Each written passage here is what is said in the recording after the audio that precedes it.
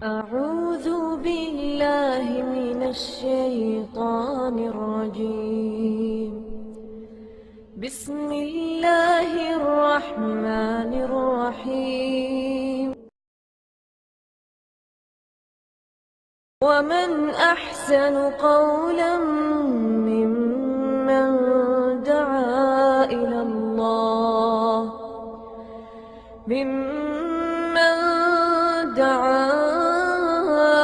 الله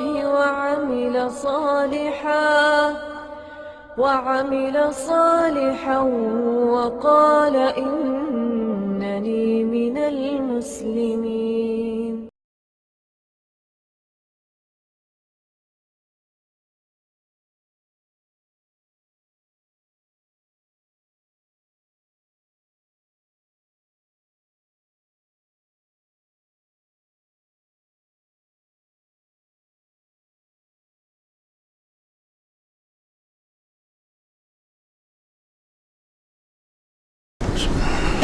إن الحمد لله نحمده ونستعينه ونستغفره ونعوذ بالله من شرور أنفسنا ومن سيئات أعمالنا من يهده الله فلا مضل له ومن يضلل فلا هادي له وأشهد أن لا إله إلا الله وحده لا شريك له وأشهد أن محمدا عبده ورسوله. أما بعد فإن خير الحديث كتاب الله وخير الهدي هدي محمد صلى الله عليه وسلم وشر الأمور محدثاتها وكل محدثة بدعة وكل بدعة ضلالة وكل ضلالة في النار. رب اشرح لي صدري ويسر لي أمري واحلل عقدة من لساني يفقهوا قولي. رب اعوذ بک من همزات الشیاطین و اعوذ بک رب ان یحضرون. اعوذ باللہ السمیع العلیم من الشیطان الرجیم وان كانوا لیقولون لو ان عندنا ذکرا من الاولین لکنا عباد اللہ المخلصین فکفروا به فسوف يعلمون ولقد سبقت کلمتنا لعبادنا المرسلین انہم لہم المنصورون وان جندنا لہم الغالبون. یہ سورہ صافات کی چند آیات ہیں اس صورت کے آخر سے، جن میں اللہ رب العزت نے مشرکین مکہ کے بارے میں اور مطلقاً کفار کے بارے میں فرمایا وَإِن كَانُوا لَيَقُولُونَ کہ یہ کافر کہا کرتے تھے لو ان عندنا ذکرا من الاولین، اگر ہمارے پاس پہلے لوگوں کا کوئی ذکر ہو، پہلے لوگوں کا کچھ ذکر ہمارے پاس ہو، جیسے پہلے انبیاء، ان کی امتوں اور قوموں کے لیے اللہ رب العزت نے آسمان سے کتابیں نازل کیں اور انبیاء کو بھیجا، تو یہ کہتے رہے کہ اگر کبھی ہمارے لیے بھی کوئی کتاب نازل ہو جیسا کہ پہلے لوگوں کے لیے کتابیں نازل کی گئیں، لو ان عندنا ذکر من الاولین لکنا عباد اللہ المخلصین، تو ہم بھی اللہ کے مخلص بندے بن جاتے. اب یہ خواہش مشرکین مکہ بھی کرتے رہے، پہلی قوموں میں یہ خواہش رہی، اور اللہ رب العزت نے مشرکین مکہ کے مطالبات کو ہمیشہ قبول کیا، لیکن جب مطالبہ قبول ہو جاتا تو اس کے بعد صورتحال یہ ہو جاتی کہ وہ جہاں تھے وہیں دوبارہ پلٹ جاتے. نبی صلی اللہ علیہ وسلم سے معجزات کا مطالبہ ہوا، بڑے بڑے معجزات، انہونے امور جن کا عام حالات میں وقوع پذیر ہونا ممکن ہی نہیں ہوتا، ایسی چیزوں کے مطالبے کیے گئے، جیسے چاند کو 2 ٹکڑے کرنا ہے. کوئی معمولی سی بات ہے کہ اللہ رب العزت کے نظام میں فلکی میں سے ایک ایسی چیز کہ جو صدیوں سے، کتنے عرصہ سے ایک شکل میں مسلسل چلتی آ رہی ہے، مطالبہ کر دیا کہ اس کو 2 ٹکڑے کر کے دکھاؤ، یعنی ایک انہونا کام، لیکن اللہ رب العزت نے وہ بھی کر دیا. نبی اکرم صلی اللہ علیہ وسلم کے مطالبہ پر اللہ رب العزت نے وہ بھی کر کے دکھا دیا کہ باقاعدہ انہوں نے جیسے کہا کہ جبل ابی قبیس جو پہاڑ ہے اس کے اس طرف سے ہوتا ہوا ایک حصہ جائے اور دوسری طرف سے ہوتا ہوا دوسرا حصہ جائے، یعنی یہ نہ ہو کہ قریب قریب ہی ہوں اور ہمیں لگے کہ شاید دو ہیں لیکن ایک ہو، چونکہ وہ بدبخت ساتھ یہ بھی کہا کرتے تھے نا کہ یہ جادوگر ہے، کہیں ایسا نہ ہو کہ ہماری نظروں کو دو لگیں لیکن ایک ہی ہو۔ کہا کہ ایک پہاڑ کی اس طرف سے ہمیں جاتا ہوا نظر آیا، دوسرا حصہ اس طرف سے۔ اللہ رب العزت نے وہ بھی کر دکھایا لیکن ایمان نہیں لائے۔ اسی طرح وہ کہا کرتے تھے کہ ہمارے پاس بھی اگر پہلے لوگوں کی طرح ذکر ہو، یعنی جیسے ان لوگوں کے پاس کتاب تھی، ہمارے پاس بھی اگر کوئی کتاب ہو تو ہم بھی ایمان لائیں۔ اللہ رب العزت نے یہ کتاب بھی نازل فرما دی، قرآن کریم نازل فرمایا، اور ان کے سامنے یہ قرآن کریم نازل ہوتا رہا۔ جب قرآن کریم نازل ہو گیا تو جیسے ان کی عادت ہے، پہلی قوموں کی یہ عادت رہی کہ انبیاء سے معجزات کا مطالبہ ہوتا، معجزہ پورا ہو جانے کے بعد اس کو کوئی حیثیت نہ دی جاتی۔ حضرت صالح علیہ السلام سے اونٹنی طلب کی گئی، کہا کہ اس پہاڑ میں سے ہمیں ہماری آنکھوں کے سامنے زندہ بہت بڑی اونٹنی نکلتی ہوئی نظر آئے، اور اونٹنی نکل آئی۔ اللہ رب العزت نے اونٹنی نکالی، وہ اپنے سامنے اس کو چرتے پھرتے کھاتے آتے جاتے دیکھتے رہے۔ پھر ان میں سے ایک بدبخت اٹھا اور اس نے اونٹنی کی کھونچیں کاٹ دیں اور پھر اونٹنی کو قتل کر دیا۔ اللہ رب العزت نے اسی طرح ہر نبی کے زمانے میں امت نے جو مطالبہ کیا اللہ نے پورا کیا، لیکن ایمان جس کے نصیب میں ہوتا رہا صرف وہی ایمان لاتا رہا۔ انہوں نے بھی یہ دعویٰ تو کیا، لو ان عندنا ذکر من الاولین، اگر ہمارے پاس بھی پہلے لوگوں کا ایسا ذکر ہو، لکننا عباد اللہ المخلصین، تو ہم اللہ کے چیدہ چنیدہ برگزیدہ بندے بن جائیں۔ مخلص یعنی جو اللہ نے اپنے لیے خاص کر لیے ہیں، ہم بھی انہی کی طرح باقاعدہ اللہ کے نیک بندے بن جائیں۔ فَكَفَرُوا بِهِ فَسَوْفَ يَعْلَمُونَ، لیکن جب کتاب نازل ہو گئی، ذکر ان کے پاس آ گیا، تو ایمان لانے کی بجائے انہوں نے اس سے کفر کیا، انکار کر دیا۔ اور اللہ رب العزت نے دو لفظوں میں فرمایا فَسَوْفَ يَعْلَمُونَ، اپنے اس انکار کا، اپنے اس کفر کا نتیجہ یہ عنقریب دیکھ لیں گے۔ یعنی اب یہ تو نہیں ہے کہ یہ جو بھی مانگیں ان کو ملتا رہے، کسی قسم کی اتمام حجت میں کوئی کمی نہ رہے، اور یہ پھر بھی ایمان نہ لائیں تو پھر ان کو ایسے ہی چھوڑ دیا جائے گا کہ ٹھیک ہے۔ نہیں، ان قریب وقت آئے گا، ان کو پتہ چل جائے گا کہ ہم نے کیا کیا، ہم کیا کر بیٹھے۔ یعنی ان کو ایمان نہ لانے کا جو بدلہ ہے یا جو عذاب ہے وہ ان قریب چکھایا جائے گا۔ وَلَقَدْ سَبَقَتْ كَلِمَتُنَا لِعِبَادِنَا الْمُرْسَلِينَ، ہمارے بندے جو رسول ہیں، انبیاء ہیں، پیغمبر ہیں، اللہ نے فرمایا کہ ان کے لیے ہمارا وعدہ پہلے سے صادر ہو چکا ہے۔ ہمارے لیے اپنے رسولوں کے لیے وعدہ، ہماری طرف سے اپنے رسولوں کے لیے وعدہ پہلے سے صادر ہو چکا ہے۔ اور وہ وعدہ کس بات کا ہے؟ اِنَّهُمْ لَهُمُ الْمَنْصُورُونَ، کہ ہمارے بندے ہی غالب رہیں گے۔ ہمارے بندوں کے لیے وعدہ کیا صادر ہوا ہے کہ ہمارے بندے ہی غالب رہیں گے۔ ان کے مقابلے میں کفر، ان کے مقابلے میں انکار کرنے والے اہل شرک، وہ چاہے جتنے بھی طاقتور ہوں گے، جتنی بڑی بڑی بھی قومیں ہوں گی، لیکن ہمارے بندے ہی غالب آئیں گے۔ اور اللہ رب العزت نے ہمیشہ اپنے بندوں کو غالب رکھا، یہ تو تاریخ آپ کے سامنے ہے۔ البتہ یہ ضرور ہوا، بلکہ کسی کے ذہن میں یہ شک یا سوال ہو سکتا ہے کہ یہ بات تو اللہ نے کہی کہ ہمارے بندے ہی ہمیشہ غالب رہیں گے، جبکہ ایسا ہوا کہ اللہ کے بندوں کو نہ صرف یہ کہ ملک چھوڑ کر نکلنے پر مجبور کیا گیا، اللہ کے بندوں کو باقاعدہ قتل کیا گیا۔ انبیاء کرام میں سے حضرت یحییٰ، حضرت زکریا علیہ السلام اور دیگر انبیاء کو قتل کیا گیا۔ حضرت عیسیٰ علیہ السلام کو قتل کرنے اور سولی چلانے کی کوشش کی گئی۔ ہمارے نبی صلی اللہ علیہ وسلم کو اس حد تک اذیتیں پہنچائی گئیں، آپ کو، آپ کے اہل خانہ کو، خاندان و قبیلہ کو اور آپ کے صحابہ کو، کہ آپ اپنا گھر بار چھوڑنے پر مجبور کر دیے گئے۔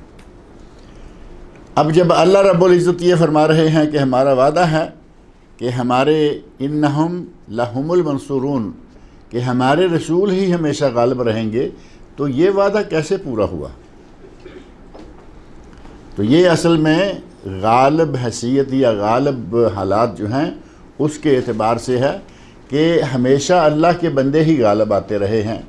وقتی طور پر نبی اکرم صلی اللہ علیہ وسلم کو مکہ چھوڑنا پڑا، ٹھیک، لیکن کیا آپ ہمیشہ کے لیے مغلوب رہے؟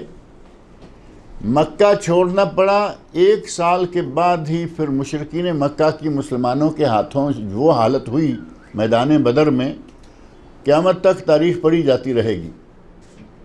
میدان احد میں، غزوہ حنین میں، غزوہ تبوک میں اللہ رب العزت نے اپنے بندے کو اور ان کے ساتھیوں کو غالب کر کے دکھا دیا۔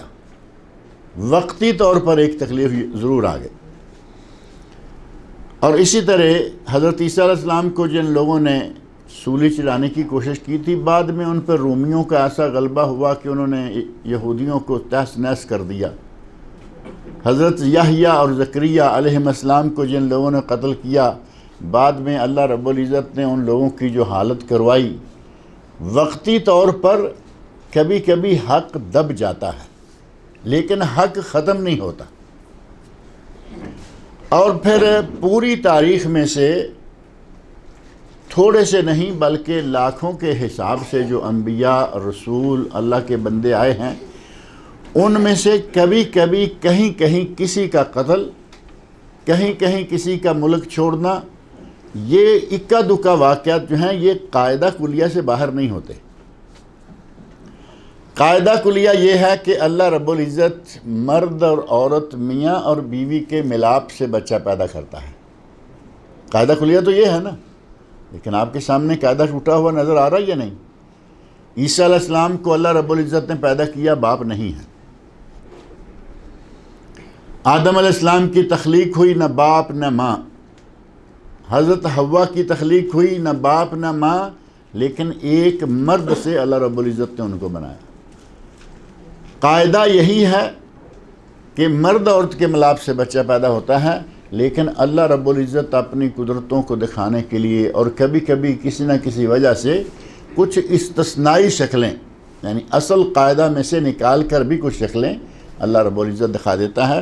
وہی معاملہ بعض انبیاء، بعض رسولوں اور ان کی قوموں کے ساتھ بھی ہوا، لیکن حقیقت یہی ہے کہ اللہ رب العزت نے جو وعدہ کر رکھا ہے اپنے بندوں کے ساتھ، انہم لہم المنصورون، کہ ہمارے بندے ہی ہمیشہ غالب رہیں گے، وَإِنَّ جُنْدَنَا لَهُمُ الْغَالِبُونَ، مدد کی جائے گی ہمارے بندوں کی اور غلبہ دیا جائے گا ہمارے بندوں کو، اور اللہ رب العزت نے یقیناً اپنے بندوں کو غلبہ دیا۔ اور اسی بات کو قرآن کریم میں اللہ رب العزت نے بعض دیگر مقامات پر بھی بیان فرمایا ہے۔ مثلا سورۃ المومن، سورۃ المومن میں آیت نمبر 51 میں اللہ رب العزت ارشاد فرماتے ہیں، اِنَّا لَنَنْصُرُ رُسُلَنَا، ہم اپنے رسولوں کی مدد کریں گے، ہم یقیناً اپنے رسولوں کی مدد کریں گے، وَالَّذِينَ آمَنُوا، اور ان لوگوں کی مدد ہوگی جو رسولوں کے ساتھ ہیں، رسولوں کی اور رسولوں کے ماننے والے امتیوں کی ہم یقیناً مدد کریں گے، فی الحیات الدنیا، اس دنیا کی زندگی میں بھی، وَيَوْمَ يَقُومُ الْأَشْهَادُ، اور جس دن گواہ کھڑے ہوں گے اس دن بھی، اور وہ دن کون سا ہوگا؟ قیامت کا دن، جس دن گواہ کھڑے ہوں گے اور گواہی دیں گے۔ تو یہاں اس آیت میں بھی اللہ رب العزت نے فرما دیا، اِنَّا لَنَنْصُرُ رُسُلَنَا، ہم اپنے رسولوں کی مدد کریں گے، اور اللہ رب العزت نے مدد کی، رسولوں کو کامیابیاں بخشیں۔ اور اسی موضوع کو اللہ رب العزت نے ایک تیسرے مقام پر سورۃ المجادلہ میں بھی بیان فرمایا۔ سورۃ المجادلہ کی آیت نمبر 20-21 دونوں آیتوں میں ارشاد فرمایا ہے، ان الذین یحادون اللہ ورسولہ اولئک فی الاذلین، وہ لوگ جو اللہ کی اور اللہ کے رسول کی دشمنی، ان کی دشمنی لیے ہوئے ہیں، اللہ اور اللہ کے رسول کے ساتھ دشمنی رکھتے ہیں، اولئک فی الاذلین، پہلی بات یہ کہ وہ ذلیل ترین لوگوں میں سے ہوں گے۔ ذلیل میں اذل یعنی سب سے زیادہ ذلیل ترین، مبالغہ کا صیغہ۔ جن لوگوں نے اللہ اور اس کے رسول کے ساتھ دشمنی کی، یہ یحادون اللہ، اس میں لفظ حد نظر آتا ہے یا نہیں؟ یحادون اللہ، جو لوگ اللہ اور اس کے رسولوں کے ساتھ دشمنی کرتے ہیں، حد یعنی گویا کہ دو حدیں ہیں اللہ رسول اور ان دشمنوں کے درمیان، اور یہ دو حدیں وہ ہیں ایسے لگتا ہے کہ یہ کبھی ملنے نہیں پائیں گے۔ اس طرح کی دشمنی، اتنی سخت دشمنی کہ ان کے دوبارہ اکٹھے ہونے کی کوئی شکل نظر نہیں آتی۔ جن لوگوں نے اللہ اور اس کے رسول کے ساتھ اس طرح کی دشمنی کی، اولئک فی الاذلین، یہ ذلیل ترین لوگوں میں سے ہوں گے۔ کتب اللہ لاغلبن انا ورسولی، اللہ نے یہ لکھ رکھا ہے، اللہ نے یہ طے کر رکھا ہے، لاغلبن انا، میں غالب رہوں گا، ورسولی، اور میرے رسول غالب رہیں گے۔ ان اللہ قوی عزیز، اللہ بہت ہی زوراور، بہت ہی طاقتور اور غالب ہے۔ اب یہاں اس آیت میں بھی اللہ رب العزت نے فرمایا کہ میں اپنے رسولوں کی مدد کروں گا، اور ساتھ ہی فرمایا کتب اللہ لاغلبن انا، اللہ نے یہ لکھ رکھا ہے، اللہ کا یہ فیصلہ ہے کہ میں ہی غالب رہوں گا اور میرے رسول غالب رہیں گے۔ اب اللہ کے غالب رہنے میں کوئی شک ہے کسی کو؟ اللہ ہمیشہ سے ہر چیز پر غالب ہے، قوی ہے، عزیز ہے، قدیر ہے۔ ساتھ ہی فرمایا کہ میرے رسول بھی غالب رہیں گے۔ وہی بات کہ کہیں کہیں استثنائی شکل آئی کہ رسولوں کو ان کے ملکوں سے نکالا گیا، رسولوں کو قتل کیا گیا، لیکن لاکھوں میں سے ایک دو واقعات ایسے ہیں۔ زیادہ تر اللہ رب العزت نے اپنے رسولوں کو اور ان کے ساتھ والوں کو کامیابیاں اور فتح عطا فرمائی، اور یہ قاعدہ جو ہے کبھی کبھار کہیں کہیں یہ ٹوٹتا ہوا نظر آتا ہے، لیکن وہ استثنائی شکلیں جو ہیں وہ ہمیشہ سے ہر قاعدہ کلیہ میں رہی ہیں۔ اللہ رب العزت نے ان تینوں مقامات پر فرمایا کہ ہمارے بندے ہی غالب رہیں گے اور ہم غالب رہیں گے۔ پہلے اپنے آپ کے بارے میں فرمایا لأغلبن انا، میں غالب رہوں گا۔ جس طرح یہ بات طے ہے کہ اللہ ہی غالب ہے، اسی طرح یہ بھی بات طے ہے کہ اللہ کے بندے ہی غالب رہیں گے۔ اور آج تک کی تاریخ میں آپ دیکھ رہے ہیں کہ انبیاء کرام اور ان کے ساتھی ہی غالب رہے، اور بڑی بڑی تکلیفیں، بڑی بڑی اذیتیں یقیناً آئیں، اور وہ اللہ رب العزت کی طرف سے آزمائشیں تھیں۔ وہ لوگ ان آزمائشوں میں پورے اترے۔ حضرت ابراہیم خلیل علیہ السلام کو دیکھ لیں، ان کو بھی ہجرت کرنی پڑی، اپنے علاقے کو چھوڑ کر دوسرے علاقے میں جانا پڑا، اور آزمائشیں، کبھی بیٹے کی قربانی کی بات، کبھی بیٹے کو اپنے ملک سے دوسرے علاقے میں چھوڑ کے آ جاؤ، یہ بات، لیکن یہ بڑے لوگوں کی آزمائشیں تھیں، امتحان تھے، اور جب وہ ان امتحانوں میں، آزمائشوں میں کامیاب ہوئے تو پھر اللہ رب العزت نے ان کے مقام و مرتبہ میں اور اضافہ کر دیا۔ اللہ رب العزت نے ابراہیم علیہ السلام کو آزمایا، امتحان لیا، اور جب وہ کامیاب ہو گئے تو فرمایا انی جاعلک للناس اماما، اے ابراہیم میں آپ کو تمام لوگوں کا امام بنانے جا رہا ہوں، تمام لوگوں کا، تیرے قبیلے کا، تیرے خاندان کا، تیرے ملک کا نہیں فرمایا، انی جاعلک للناس اماما، میں تمہیں تمام لوگوں کا امام بنا رہا۔ اور واقعتاً اللہ رب العزت نے ابراہیم علیہ السلام کو تمام لوگوں کا امام بنایا۔ آپ دیکھیں عیسائیوں میں معزز و مکرم، یہودیوں میں معزز و مکرم، یہ دو قومیں ایسی ہیں کہ خاص طور پر یہودی نبی اکرم صلی اللہ علیہ وسلم کے بارے میں اللہ رب العزت نے فرمایا کہ یہ کبھی بھی تمہارے ساتھ ملنے والے نہیں ہیں۔ یہود اور نصارہ جو ہیں یہ تمہارے ساتھ مل جائیں، تم سے ان کا پیار ہو جائے، تم سے ان کی صلح ہو جائے، کبھی نہیں ہو سکے، بلکہ یہ ہمیشہ الگ ہی رہیں گے۔ فرمایا کہ یہ یہودی حتی تتبع ملتہم، ایک شکل ہے کہ یہ تمہارے ساتھ آ جائیں، تم سے پیار کرنے لگ جائیں جب تم ان کی ملت کی پیروی کرنے لگیں۔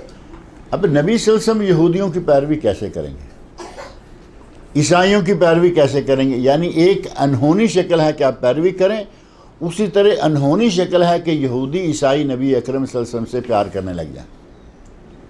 لیکن اللہ رب العزت نے یہودیوں کو کیا اور عیسائیوں کو کیا؟ اللہ رب العزت نے ہمیشہ اپنے بندوں کو، انبیاء کو، رسولوں کو، پیغمبروں کو کامیاب کیا اور فرمایا وَلَقَدْ سَبَقَتْ كَلِمَتُنَا، ہمارا یہ وعدہ پہلے سے گزر چکا ہے، طے ہے، لِعِبَادِنَا الْمُرْسَلِينَ، ہمارے بندوں کے لیے جو کہ رسول ہیں، إِنَّهُمْ لَهُمُ الْمَنْصُورُونَ، کہ وہی مدد کیے جائیں گے، وہی منصور ہیں۔ وَإِنَّ جُنْدَنَا، منصور نصرت سے، یعنی جن کی مدد کی گئی وہ منصور ہیں۔ وَإِنَّ جُنْدَنَا لَهُمُ الْغَالِبُونَ، اور ہمارے لشکر ہی ہمیشہ غالب رہیں گے۔ اور اللہ کے لشکر کون ہیں؟ حزب اللہ، اللہ کی جماعت، جند اللہ، اللہ کا لشکر۔ حزب اللہ تو ہے اللہ کا لشکر، اللہ کی جماعت، لیکن آج کل ایک شیطانوں کے ٹولے نے بھی اپنا نام حزب اللہ رکھا ہوا ہے، معلوم ہے نا آپ کو؟ لبنان میں حزب اللہ نام کا شیعہ کا ٹولہ ہے ایک، اور بدترین لوگ جو مسلمانوں کو، اہل سنت کو تکلیف پہنچانے میں کہیں ایک منٹ بھی ضائع نہیں کرتے، ان لوگوں میں سے یہ ٹولہ ہے۔ نام کیا رکھا ہوا ہے؟ حزب اللہ۔ ان کا نام تو حزب شیطان ہونا چاہیے تھا، حزب ابلیس ہونا چاہیے تھا، لیکن نام کتنا پیارا رکھ لیا ہے۔ اب نام سے اگر کامیابیاں ہوتی، نام سے ہی اگر آخرت سدھرتی، تو اس سے بہتر نام شاید دوسرا کوئی نہ ہوتا، لیکن وہاں نام نہیں، وہاں کام چاہیے۔ وہاں نام کی کوئی قیمت نہیں ہوگی، کام کی، عمل کی قیمت ہوگی، جو ان بدبختوں کے پاس نہیں ہے۔ بلکہ دنیا میں اگر آپ تاریخ کے کسی بھی بہت بڑے واقعہ پر نظر ڈالیں جس میں مسلمانوں کو بہت زیادہ نقصان ہوا، وہاں آپ کو اس کے پیچھے شیعہ نظر آئیں گے۔ کسی یہودی نے کبھی اتنی تکلیف مسلمانوں کو نہیں دی، کسی عیسائی نے مسلمانوں کو کبھی اتنی اذیتیں نہیں پہنچائیں، اور کبھی بھی اتنا قتل و غارت کسی اور کے ہاتھوں نہیں ہوا۔ جہاں بہت بڑا یہ میدان جمع اور قتل و غارت ہوئی مسلمانوں کی، وہاں پیچھے یہی نکلے، یہودی کے پیچھے بھی یہ، عیسائی کے پیچھے بھی یہ، اور خود بھی مسلمانوں کے پیچھے یہی ہیں۔ ان لوگوں نے اپنا نام دیکھو کتنا چمکا کے رکھا ہوا ہے، حزب اللہ، یہ حزب شیطان ہے۔ اللہ نے فرمایا ان جندنا، بے شک ہمارا لشکر، ہماری جماعت، لہم الغالبون، وہی غالب آنے والے ہیں۔ فتول عنہم حتی حین، اے میرے نبی آپ وقتی طور پر ان لوگوں کو چھوڑ دیجئے، حتی حین، ایک وقت تک کے لیے ان کو چھوڑ دیں۔ کس حالت میں ہیں، ان کا کردار کیا ہے، ان کے کرتوت کیا ہیں، یہ کیا کر رہے ہیں، آپ نظر انداز کیجئے۔ یعنی آپ اپنے دل پہ نہ لگائیے کہ آپ کو یہ تکلیف دے رہے ہیں، آپ کے صحابہ کو تکلیف دے رہے ہیں، اور آپ اس بات کو لے کے پریشان نہ ہوئیے، وقتی طور پر آپ ان کو چھوڑ دیجئے۔ وَأَبْصِرْهُمْ، اور انہیں دیکھتے رہیے، فَسَوْفَ يُبْصِرُونَ، اور یہ بھی عنقریب دیکھ لیں گے۔ آپ ان پہ نگاہ رکھیے، ان کے حالات پہ نظر رکھیے، اور یہ بھی دیکھ لیں گے کہ ان کے ساتھ ان کا حشر کیا ہوتا ہے۔ اور وہ اللہ رب العزت نے مسلمانوں کو دکھا دیا، کوئی زیادہ عرصہ نہیں گزرا تھا، ادھر سے تنگ، پریشان اور انتہائی اذیتوں میں وقت گزار کر مسلمان مدینہ منورہ میں پہنچے۔ اگلے سال ہی واقعہ پیش آ گیا، غزوہ بدر کا واقعہ، پھر غزوہ احد کا واقعہ، دیگر غزوات ہوئے، اور اللہ رب العزت نے دکھا دیا کہ ہمارے نبی اور اس کی جماعت کو اذیتیں دینے والوں کا انجام کیا ہوتا ہے۔ وہ انجام تاریخ کا ایک حصہ بن چکا ہے۔ فرمایا وَأَبْصِرْهُمْ، آپ ان کو دیکھتے رہیے، فَسَوْفَ يُبْصِرُونَ، اور یہ بھی عنقریب دیکھ لیں گے، اپنا انجام یہ خود بھی دیکھ لیں گے۔ أَفَبِعَذَابِنَا يَسْتَعْجِلُونَ، کیا یہ لوگ ہمارے عذاب کی جلدی کر رہے ہیں؟ مشرکین مکہ کیا اور پہلی انبیاء کی قوموں کیا، ان میں یہ سلسلہ ہمیشہ سے رہا ہے کہ لوگ جب انبیاء کرام عذاب کی دھمکی دیتے، جو کہ کوئی خالی خلی دھمکی نہیں ہوا کرتی تھی بلکہ عذاب کی صاف خبر ہوتی تھی کہ اگر تم یہ نہیں کرو گے تو اللہ کے عذاب میں مبتلا کر دیے جاؤ گے۔ دھمکی کے لفظ کے اندر بھی ہوتا ہے نا کہ ایسے گیلڑ ببکی ہے، یہ شاید دھمکیاں دے رہا ہے، دھمکا رہا ہے۔ نبی کا عذاب کے بارے میں کہنا، وہ دھمکی اس پر لفظ دھمکی فٹ نہیں آتا، وہ یقینی خبر ہوتی تھی کہ یہ نہ کرو گے تو عذاب میں مبتلا کر دیے جاؤ گے، اور ایسا ہوتا رہا۔ یقیناً ان لوگوں پر نافرمانیوں کے نتیجہ میں عذاب آتے رہے، لیکن بعض دفعہ عذاب لیٹ ہو جاتا تو مشرکین مکہ کیا اور دیگر کفار کیا، وہ کہا کرتے تھے کہ عذاب لاؤ۔ قرآن کریم میں کئی مقامات پر یہ بات آئی کہ تم عذاب عذاب عذاب کرتے رہتے ہو، اگر کوئی چیز آنے والی ہے تو لاؤ، ہم پہ عذاب نازل کر کے دکھاؤ۔ اللہ رب العزت نے کہا کہ یہ ہمارے عذاب کی جلدی مچا رہے ہیں۔ یستعجلون افبعذابنا، کیا یہ لوگ ہمارے عذاب کے ساتھ یستعجلون جلدی طلب کر رہے ہیں؟ ان کا مطالبہ ہے کہ جلد از جلد عذاب آ جائے۔ فرمایا ان لوگوں کو بتا دو فَإِذَا نَزَلَ بِسَاحَتِهِمْ فَسَاءَ صَبَاحُ الْمُنذَرِينَ، اگر جب کبھی اور جب بھی عذاب نازل ہو گیا ان کے ساحہ، ان کے میدان میں، ان کے شہر میں، ان کے گاؤں پر جب عذاب نازل ہو گیا، فَسَاءَ صَبَاحُ الْمُنذَرِينَ، تو ان ڈرائے جانے والوں جن کو تنبیہ کی جا رہی ہے، ڈرایا جا رہا ہے، ان کی صبح بہت ہی بری ہوگی۔ جب عذاب آ گیا اور عذاب ان کے میدان میں اتر آیا، یعنی ان کے گھروں پر، ان کے شہروں پر جب عذاب نازل ہو گیا، فَسَاءَ صَبَاحُ الْمُنذَرِينَ، تو پھر ان کی صبح بہت بری ہوگی۔ اور ان لوگوں کی صبح کیسی بری ہوئی، وہ انبیاء کی قوموں پر جو عذاب گزرے ہیں وہ آپ کے سامنے ہیں۔ صرف ایک اتنی زوردار چیخ آئی آسمان کی طرف سے، سارے کے سارے لوگوں کے کان پھٹ گئے اور جان تک نکل گئی۔ اللہ رب العزت نے ہوا کو حکم دیا، اس نے ہر چیز کو اڑا کے میدان بنا دیا، گھر رہا نہیں وہاں، گویا کہ کبھی کوئی بسا ہی نہیں۔ کَأَن لَّمْ يَغْنَوْا فِيهَا، قرآن کریم میں اللہ رب العزت فرمایا کہ جب ہمارا عذاب آیا تو اس عذاب نے ان کو، ان کے علاقے کو ایسے کر دیا کہ یہاں کبھی کوئی قوم آئی ہی نہیں تھی، یعنی جسے ہمارے لفظوں میں کہتے ہیں صفایا کر دیا۔ جب اللہ رب العزت کا عذاب آ جائے تو اس وقت فرمایا کہ فَسَاءَ صَبَاحُ الْمُنذَرِينَ، ڈرائے جانے والے لوگوں کی صبح بہت بری ہو جائے گی، اور بری ہو جاتی رہی۔ وہاں ایسا ان کا صفایا کیا گیا کہ وہاں گویا کہ کبھی کوئی آیا ہی نہیں، کبھی کوئی بسا ہی نہیں۔ اور جس وقت نبی اکرم صلی اللہ علیہ وسلم نے خیبر پر حملہ کیا، یہودیوں کے علاقے پر، یہودیوں کے ساتھ نبی صلی اللہ علیہ وسلم نے بہت سارے معاہدے کیے، اور ہمیشہ یہودیوں نے معاہدہ کی خلاف ورزی کی، معاہدے توڑتے رہے۔ تو بالآخر مسلمانوں کو یہودیوں کا جو سب سے بڑا قلعہ تھا یا سب سے بڑا شہر بنا کے وہ بیٹھے ہوئے تھے، اپنا مرکز بنائے بیٹھے تھے، نبی اکرم صلی اللہ علیہ وسلم نے اللہ کے حکم سے اس پر حملہ کر دیا۔ جیسے ہی مسلمان فوجوں کو یہودیوں نے دیکھا کہ یہ تو خیبر میں پہنچ گئے ہیں، تو سارے کے سارے گھبرا اٹھے، پریشان ہو گئے۔ انہیں معلوم ہے کہ ہم تو ان کا مقابلہ نہیں کر سکیں گے۔ اگر کہیں کہ تیر تلوار سے آج بھی یہودی دنیا میں کہیں مسلمانوں کا مقابلہ کرے، نہیں کر سکتا۔ دھوکے دہی سے مکاریوں سے بدکاریوں سے مقابلہ کرتے ہیں، لیکن کھل کھلا کر کبھی بھی یہودیوں نے مسلمانوں پہ زوردار طریقہ سے حملہ کیا ہو، ایسا کبھی بھی نہیں ہوا۔ مسلمانوں کو اپنے علاقے میں دیکھا گھبرا اٹھے اور کہتے ہیں کہ نبی اکرم صلی اللہ علیہ وسلم فرمایا خربت خیبر، آج خیبر برباد ہو گیا۔ مسلمان فوج تیار ہے، جو کچھ ان کے پاس اسلحہ ہے اس کے ساتھ لیس ہے، اور یہودی سامنے گھبرائے ہوئے ہیں۔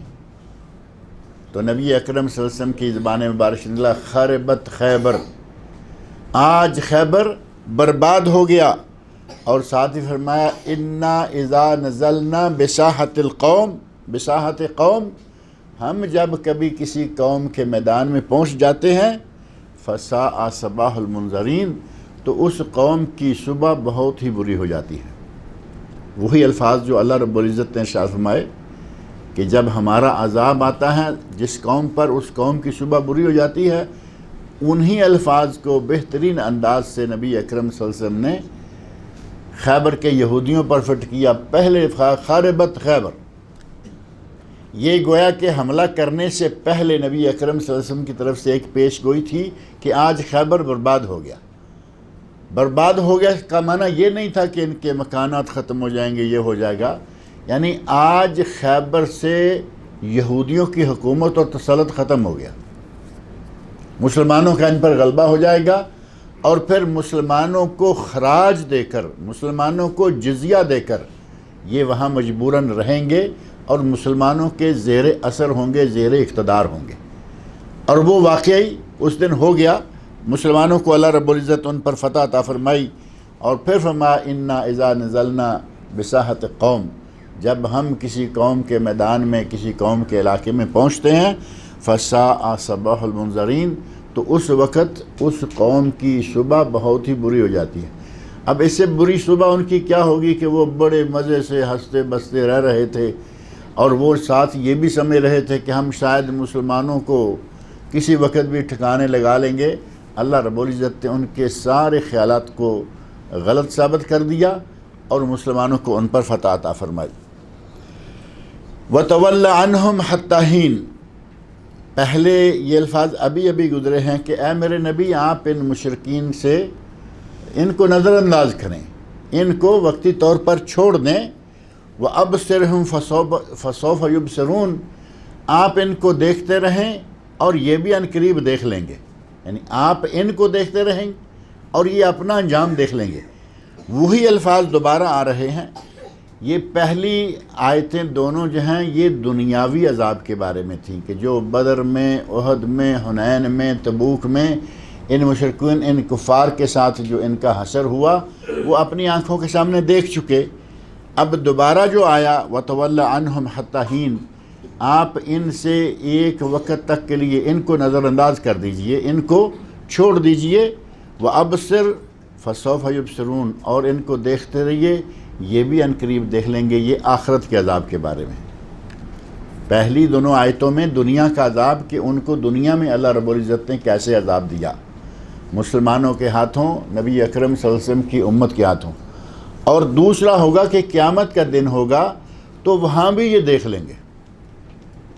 قیامت کے دن بھی ان کے عقیدہ فاسدہ کے نتیجہ میں، ان کے کفر کے نتیجے میں اللہ رب العزت ان کو جن عذابوں میں مبتلا کرے گا، قیامت کے دن ان عذابوں کو یہ اپنی آنکھوں کے سامنے دیکھیں گے اور آپ ان کو عذابوں میں مبتلا دیکھیں گے۔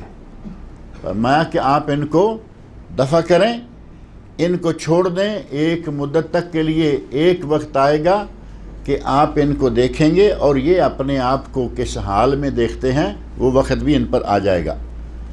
سبحان ربک رب العزہ، پاک ہے تیرا رب۔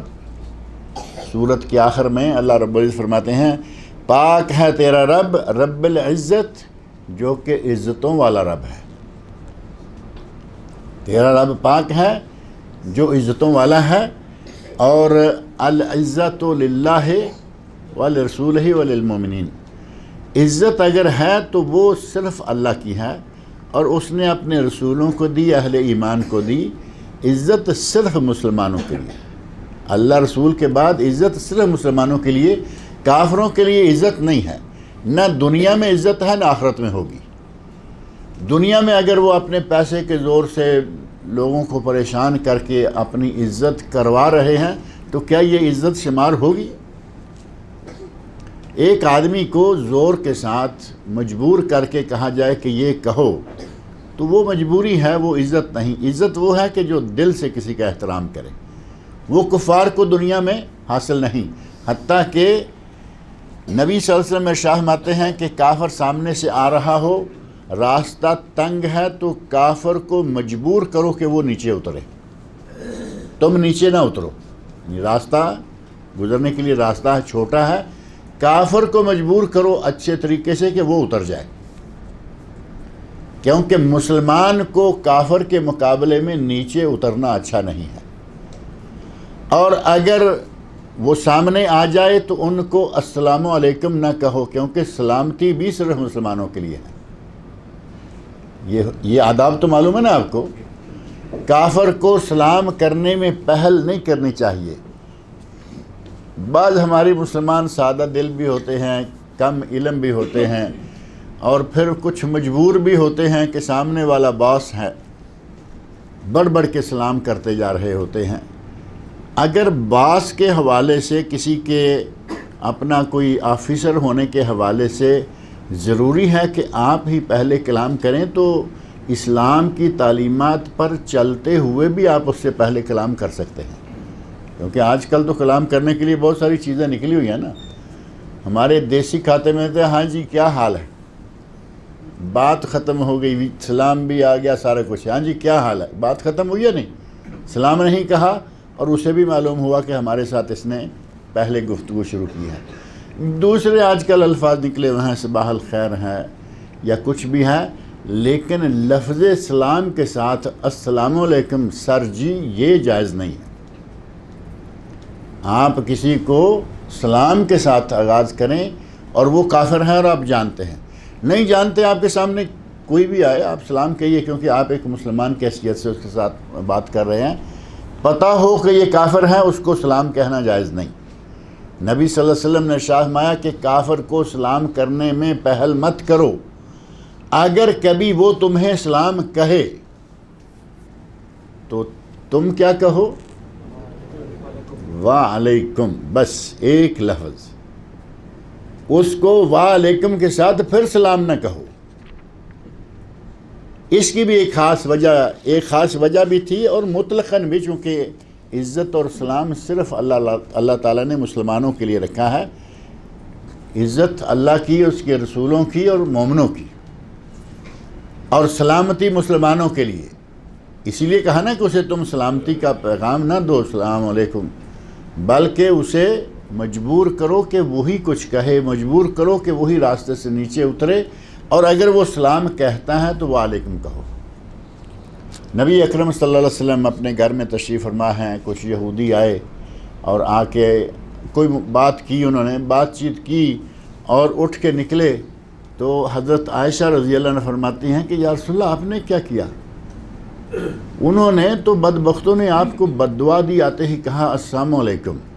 السلام علیکم، یہ ہمارے بعض لوگ بھی ایک کوتاہی کرتے ہیں، جان بوجھ کر تو نہیں ہوتی، لیکن جلدی میں لفظ نکالنے میں، تیزی میں السلام علیکم، وہ السلام علیکم میں اگر لام شامل نہیں کریں گے تو اس کا معنی یہ ہوگا کہ تم بیمار ہو یا تمہیں موت آئے۔ السلام علیکم کا معنی، سام کا معنی موت ہوتا ہے۔ نبی صلی اللہ علیہ وسلم فرماتے ہیں حبہ سودا شفا من کل داء الا السام۔ حبہ سودا بلیک سیڈز جو ہیں، کلونجی ہر بیماری سے شفا ہے سوائے موت کے۔ یعنی اگر کسی کو موت آئی ہوئی ہے تو وہ کلونجی کھائے، کلونجی میں نہائے، کلونجی میں سوئے، جو بھی ہوگا وہ نہیں بچے گا، کیونکہ موت آ گئی۔ اگر موت نہیں آئی ہوئی تو کوئی بھی بیماری کیوں نہ ہو، کلونجی میں اس کے لیے شفا موجود ہے۔ یہاں لفظ معروف ہے حبہ سودا شفا من کل داء الا السام، سوائے سام کے۔ اور اگر کوئی کہے السلام علیکم تو معنی کیا ہوا؟ تجھے موت آئے، تو یہ دعا تو نہیں کہ یہ تو بہت بڑی بد دعا کی گئی۔ اور یہودی بدبخت جان بوجھ کر نبی اکرم صلی اللہ علیہ وسلم کے لیے اس طرح کا لفظ استعمال کیا کرتے تھے۔ آئے، بیٹھتے بیٹھتے السلام علیکم کہا، حضرت عائشہ رضی اللہ عنہا نے اندر سن لیا، پریشان ہو گئیں کہ یہ کیا بک رہے ہیں۔ نبی اکرم صلی اللہ علیہ وسلم نے نارملی سارا معاملہ بات چیت ہوئی، نکلے، فوری طور پہ پوچھ، یا رسول اللہ آپ نے فرمایا عائشہ تم نے نہیں سنا کیا؟ کہا، انہوں نے کہا السلام علیکم، میں نے کہا وعلیکم۔ انہوں نے کہا تمہیں موت آئے، میں نے کہا تمہیں موت آئے۔ ان کی بات سنی نہیں جائے گی اور ہماری سنی جائے گی، یعنی وہ یہودی ہیں، ان کی تو ہمارے خلاف بد دعا قبول نہیں ہوگی، لیکن ہماری بد دعا اگر ہو تو ہم نے صرف ان کا ایک لفظ لوٹا دیا، وعلیکم۔ اگر تمہاری نیت سلام کرنے کی ہے، وعلیکم۔ اگر تمہاری نیت ہمیں موت کی بد دعا دینی کی ہے، وعلیکم، کہ یہ تم پر بھی ہو۔ اگر سلامتی اور عزت ہیں تو وہ صرف اہل ایمان کے لیے ہے دنیا میں، کافروں کے لیے جو کچھ بھی ہے یہ ایک جبر ہے، مال کا زور ہے، کسی منصب کا زور ہے۔ مسلمان پریشانی کے عالم میں اگر کسی کی عزت کرتا ہے تو وہ عزت نہیں ہے، عزت وہ ہوتی ہے جو دل سے کسی کی جائے۔ بعض ائمہ کی وفات پر ایسا ہوا، امام وقت فوت ہوئے، پوری دنیا ان کے جنازے میں شرکت کے لیے، آپ کے علم میں ہوگا کہ ائمہ کے جنازوں میں لاکھوں لوگ شریک ہوتے تھے۔ آج بڑے بڑے بادشاہوں کے جنازوں میں لوگ لاکھ تک نہیں پہنچتے، لاکھوں لوگ جنازوں میں شریک ہوتے۔ جنازوں کو دیکھ کر بڑے بڑے ہارون رشید جیسے لوگوں نے کہا کہ بادشاہ تو یہ ہیں، اصل بادشاہ تو یہ لوگ ہیں کہ جن کی لوگوں کے دلوں پر حکومت ہے۔ ہماری حکومت لوگوں کے جسموں پر ہے، دل سے کوئی راضی ہے ناراض ہے ہمیں نہیں معلوم۔ یہ لوگ ہیں بادشاہ جو لوگوں کے دلوں پر حکومت کر رہے ہیں۔ کتنی دنیا رو رہی ہے، جنازوں میں شرکت کر رہی ہے۔ تو اصل بات ہوتی ہے دل کی، دل سے عزت صرف مومن کی، مسلمان کی، اور دوسروں کی مجبوری کے عالم میں اگر کوئی کرتا ہے تو کرے، یا پھر عزت سب سے پہلے ہے اللہ رب العزت کی۔ سبحان ربک رب العزہ، پاک ہے تیرا رب، عزت والا رب۔ عما یصفون، ان تمام باتوں سے اللہ پاک ہے جو یہ لوگ بیان کر رہے ہیں۔ وہ کیا بیان کر رہے ہیں؟ کہتے ہیں جی اللہ کی بیٹیاں ہیں۔ پہلے ذکر گزرا نا کہ مشرکین مکہ کہا کرتے تھے کہ یہ فرشتے اللہ کی بیٹیاں ہیں، ایک دو بیٹی بھی نہیں۔ فرمایا کتنی بری تقسیم ہے تمہاری کہ تمہیں بیٹے چاہیے اور میرے کھاتے میں بیٹیاں ڈال دیں، اور وہ بھی بے شمار۔ اللہ نے فرمایا کہ یہ جو کچھ بھی کہہ رہے ہیں، سبحان ربک رب العزت عما یصفون، ان کی تمام باتوں، ان کے تمام الزامات اور بہتانوں سے تیرا رب پاک ہے، وہ عزت والا ہے۔ وسلام علی المرسلین، اور سلامتی ہو رسولوں پر، جن پر ہم نے جو ذمہ داری لگائی انہوں نے وہ ذمہ داری پوری کی، اس کے لیے جان تک قربان کرنی پڑی کی، اذیتیں برداشت کرنا پڑی کی، اور ہر طرح کے حالات سے گزرنے کے باوجود بھی وہ اپنی ڈیوٹی ادا کرتے رہے۔ اللہ نے فرمایا کہ ہمارے رسولوں پر سلام ہو، سلامتی ہو۔ والحمد للہ رب العالمین، اور ہر طرح کی تعریف، ہر طرح کی توصیف صرف اللہ رب العالمین کے لیے ہے۔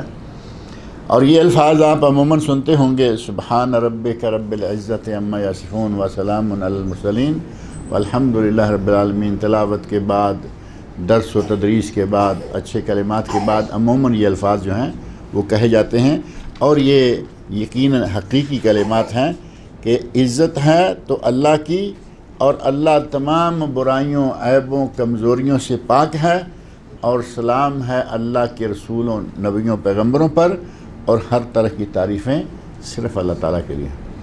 ایک جملہ ہمارے یہاں عموماً استعمال ہوتا ہے، کوئی کہنا جی آپ تو بڑے قابل تعریف آدمی ہیں۔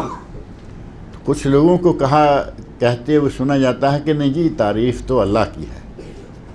تو یہ بہت اچھا جملہ ہے کہ تعریف تو اللہ کی ہے، ہم تو چلیں کچھ کر بیٹھے، اچھا کچھ ہو گیا ہم سے، تو یہ جو ہے نا الحمدللہ، ہر قسم کی تعریف، حمد کے ساتھ جو الف لام ہے یہاں علماء تفسیر نے لکھا کہ یہ جیسے سورہ فاتحہ شروع میں یہ بات آتی ہے الحمدللہ رب العالمین، سورہ فاتحہ کی تفسیر میں، اور پھر وہ بات سارے قرآن کریم میں جہاں بھی یہ لفظ آئے گا وہاں موجود رہے گی کہ حمد پر الف لام جو ہے الحمد جس نے بنایا ہے، یہ الف لام استغراق کا، یعنی جتنی بھی تعریفیں ہیں، جو بھی تعریف ہو سکتی ہے وہ صرف اللہ تعالیٰ کے لیے، یعنی وہ ہر طرح کی تعریف کا مالک ہے، اور دوسرا کوئی اچھا کام کرتا ہے تو ظاہر ہے کہ اس کے کسی کام میں تعریف ہے، لیکن اللہ ہر قسم کی تعریف کے لیے سزاوار ہے۔ والحمدللہ رب العالمین، اور ہر طرح کی تعریف اللہ رب العالمین کے لیے ہے۔ اللہ رب العزت مجھے اور آپ سب لوگوں کو قرآن کریم پڑھنے، سننے، سمجھنے اور اس کے احکام پر عمل کرنے کی توفیق عطا فرمائے۔ اگلا درس انشاءاللہ سورہ یاسین سے شروع ہوگا۔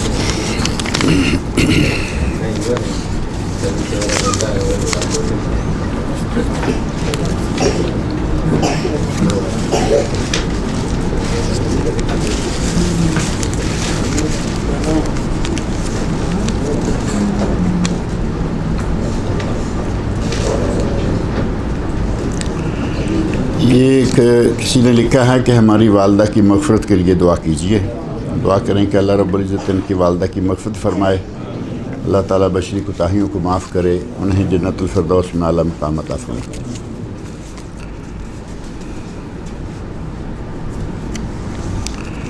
لکھا ہے کہ میں ہسپتال میں جاب کرتا ہوں جس میں فوڈ سروس ڈپارٹمنٹ ہے، اس میں جو بندہ کام کرتا ہے اگر وہ اپنی طرف سے کسی کو کوئی کھانے کا سامان دیتا ہے تو کیا میں کھا سکتا ہوں، جبکہ ڈپارٹمنٹ کی طرف سے الاؤڈ نہیں ہے؟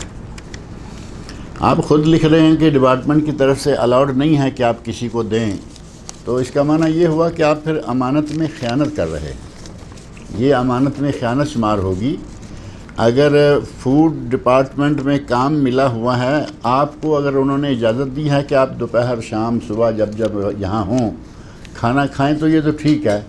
اب آپ وہاں سے پارسل نکال کر اپنے گھر میں، پڑوسیوں میں، دوستوں میں بانٹتے پھریں گے تو وہ آپ کو حق نہیں ہے، خصوصاً جب کہ آپ کو باقاعدہ اس کے لیے منع کیا گیا ہے۔ الاؤڈ نہیں ہے کا معنی یہی ہوگا نا کہ آپ کو باقاعدہ اس سے منع کیا گیا ہے، تو ایسا کام جو ہے یہ امانت میں خیانت شمار ہوتا ہے، یہ جائز نہیں ہے، اس کا آپ کو حق نہیں پہنچتا۔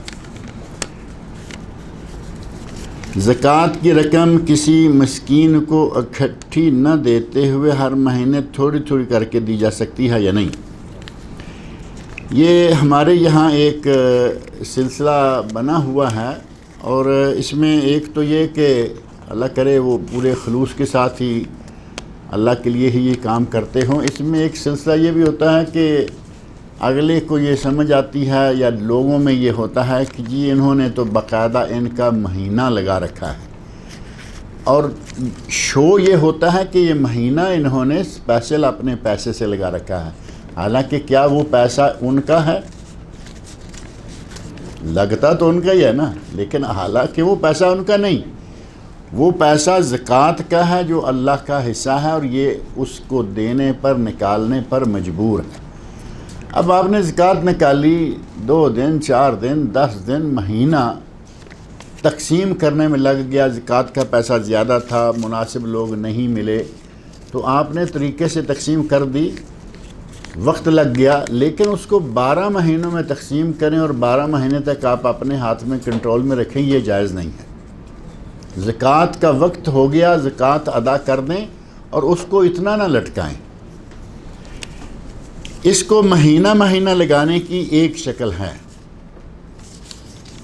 آپ زکوٰۃ ایڈوانس نکالیے 1 سال کی، آج کی زکوٰۃ تقسیم کر دیجئے اور 1 سال کی زکوٰۃ ایڈوانس نکالیے۔ اب یہ جو آپ نے ایڈوانس نکالی ہے اس کو سال میں آپ تقسیم کرتے رہیے، کیونکہ یہ اگلے سال کی ہے۔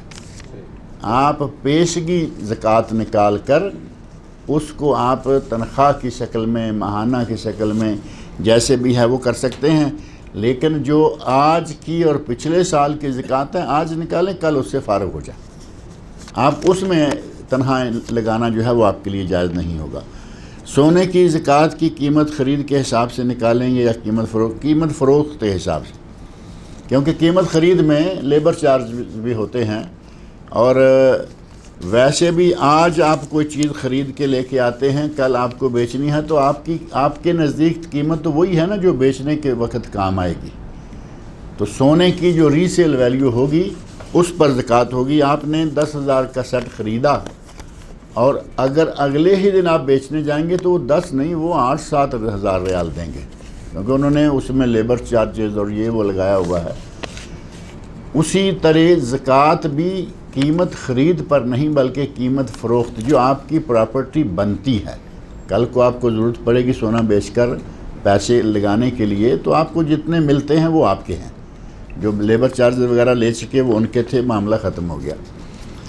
امام کا لمبا خطبہ دینا جس میں مقتدی کو پریشانی ہو، اس میں اسلام کیا کہتا ہے؟ مقتدی تو ویسے ہی پریشان رہتے ہیں، آپ سوال کر کے خواہ مخواہ اپنا بھانڈا کیوں پھوڑ رہے ہیں؟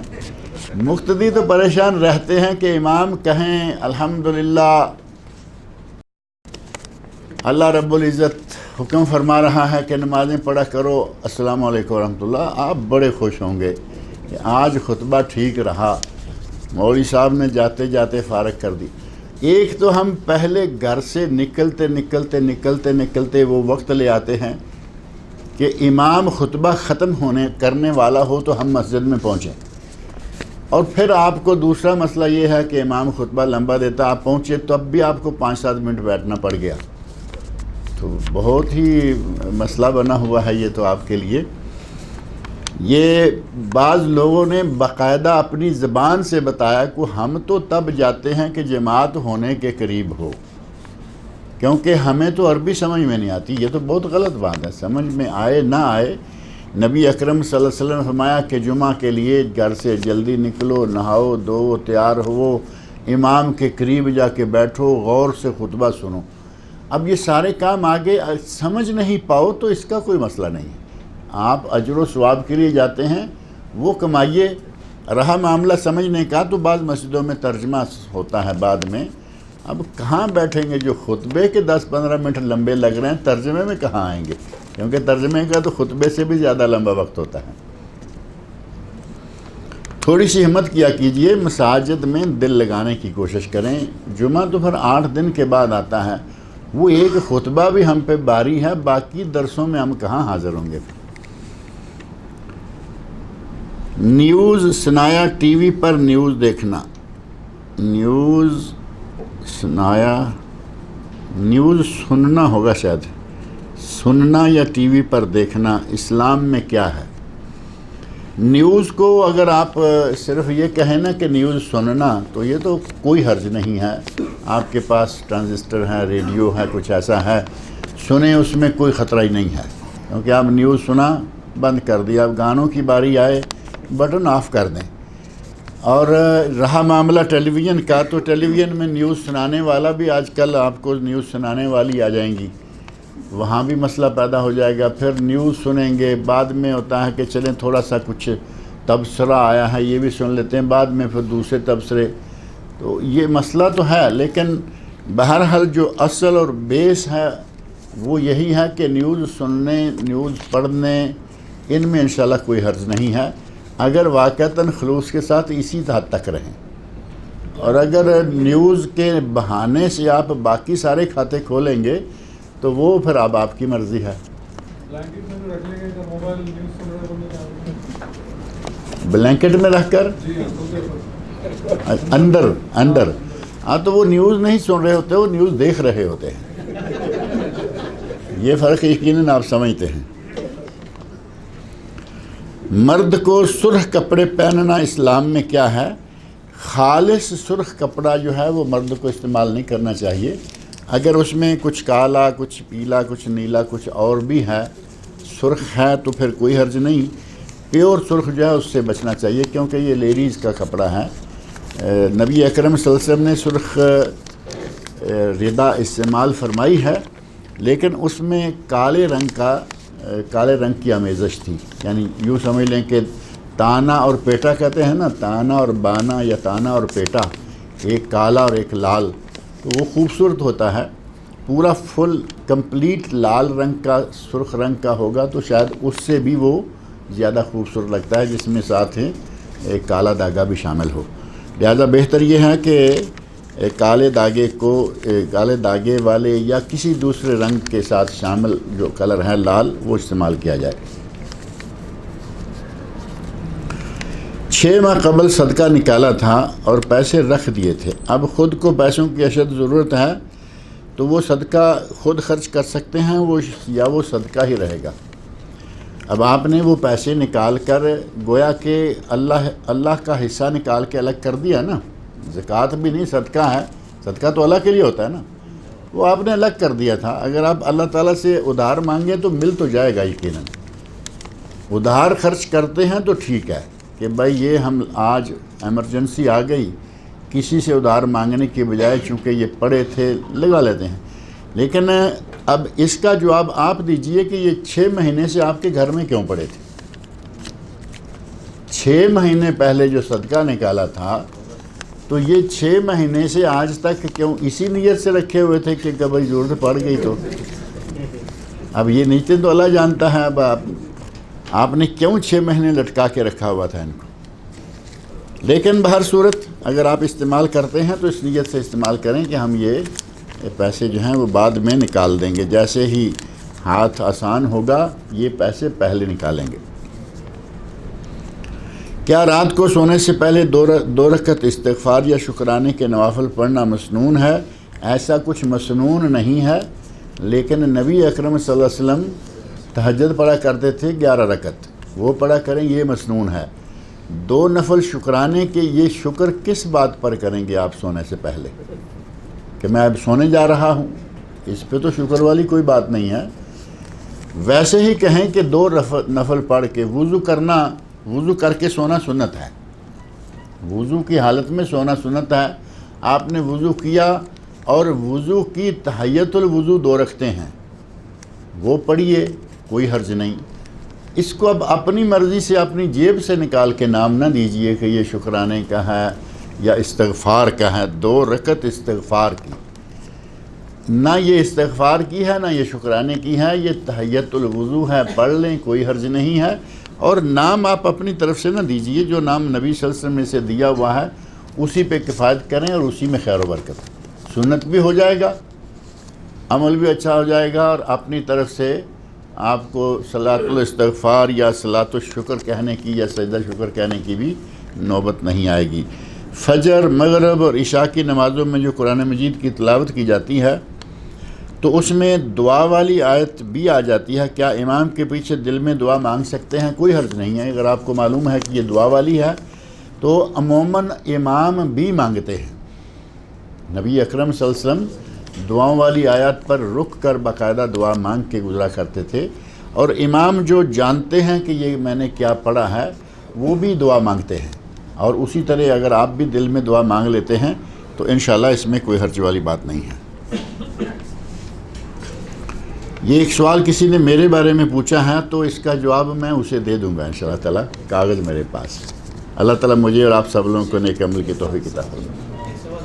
انسٹالمنٹ پہ خریدے 24 مہینے تک انسٹالمنٹ 24 مہینے کمپلیٹ ہو گئے ابھی اور وہ پراپرٹی بیس ہے، وہ جو پیسے ہے اس کو زکات دینا پڑے گا. اگر کسی نے پراپرٹی خریدی اور وہ قسطوں پر ہے، یعنی 24 مہینے میں وہ قسطیں پوری کرنی ہیں، تو کہتے ہیں کہ اس پراپرٹی پر زکات ہے یا پیسے پر زکات؟